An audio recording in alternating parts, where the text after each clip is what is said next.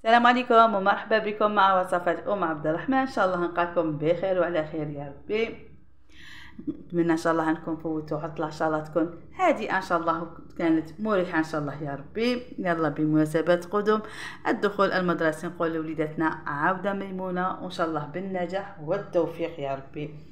اليوم كما كنتوا تشوفوا حبيت نشارك معكم وصفه المسكوتشو، يعني وصفه واش نقول لكم جد رائعه. يعني جربت بزاف وصفات تاع المسكوتشو، بصح هذه الوصفه واش نقول لكم قمه الروعه، يعني ما فيها لا حليب ولا زيت. كما راكم تشوفوا حجم عائلي وتجي خفيفه وتجي مهويه، تجي ما شاء الله. وهذه الوصفه يعني تقدروا ديروا بها 3 انواع تاع الحلوى، يعني ما تراطيوش هذه الوصفه، غير قيدوها عندكم اكو رايحين تستعملوها ان شاء الله في هاد 3 انواع تاع الحلوى. نقول لكم يلا بينا نروحوا نشوفوا المقادير وطريقه التحضير.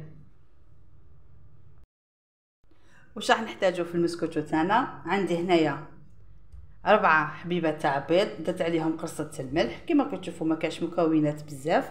عندي هنا 250 غرام تاع فارينه، وعندي وحده خميره نواره، عندي كاس سكر بما يعادل 200 غرام، وعندي هنا كاس ماشي معمر يعني نص كاس تاع الماء ما يعادل 100 ملل. ان شاء الله نخليكم كامل المقادير في صندوق الوصف.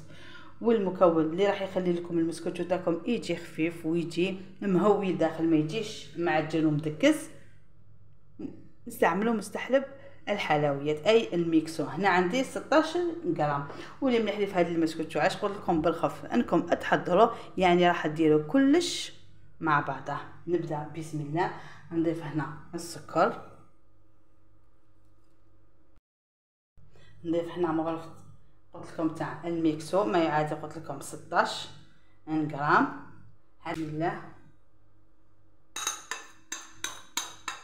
حنا الا حبيتو ديروها شوكولا تقدروا تنقصوا واحد 20 غرام تاع الفارينه تعوضوها بالكاكاو.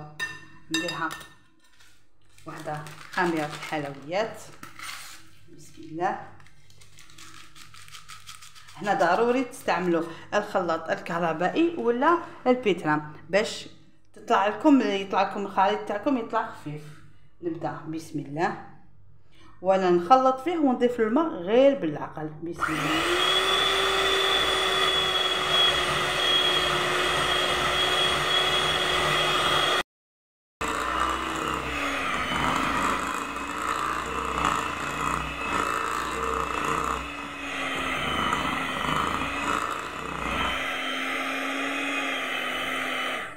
في هذه المرحله نبدا نضيف قلت لكم الماء غير بالعقل ونكمل نخلطو.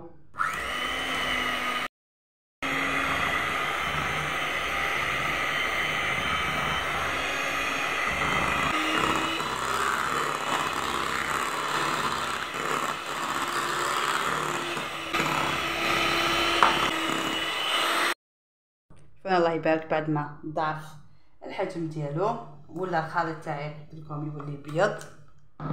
شوف الله يبارك في نفس الوقت يجي ثقيل. نجيب هنا المول ديالي،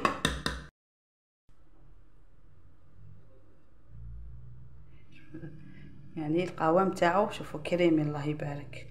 يعني قلت لكم هذه الوصفه راكم راح نديروا بها قلت لكم 3 انواع تاع الحلويات. يعني هذه الوصفه تقدروا ديروا بها المادلين وتقدروا ديروا بها البسكويت غولي، يعني نفس الوصفه.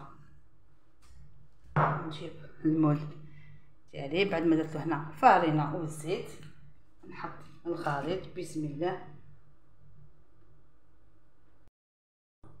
راح ندخلو هنا للفرن. قلت لكم راه سخون مسبقا، شعلته حتى سخن لي. نحط المسكوتشو تاعي على 180 درجه. كي نشوفوه حمر لي من الاطراف نشعلوه من الفوق، وكي يضعف الحجم تاعو ندخل داخل الكوردون. كي يخرج لي ناشف نعرف بلي المسكوتشو تاعي راهو واجد. راح ندخلو نعاودولو ان شاء الله، ما تروحوش بعيد. عاودنا وينا معكم هنا بعد ما طابت لي المسكوتشو تاعي وبردت. نجي نديمو ليها بسم الله.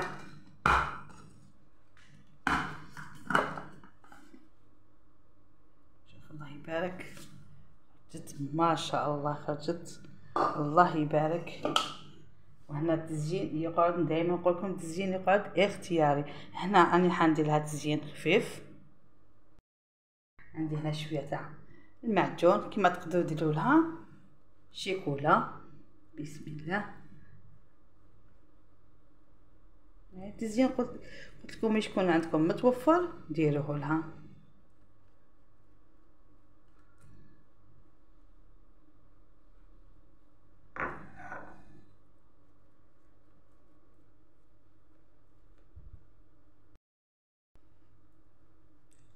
كما تقدروا ديروها غير شويه تاع سكر كلاص من الفوقه وتجي شابه.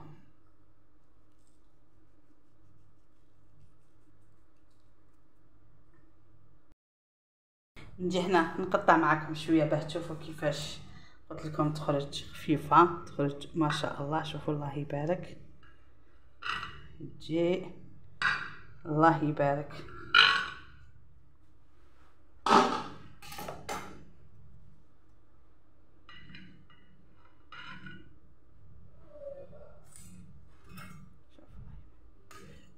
تجي يعني قطن الله يبارك لداخل، تجي خفيفه، تجي ما شاء الله.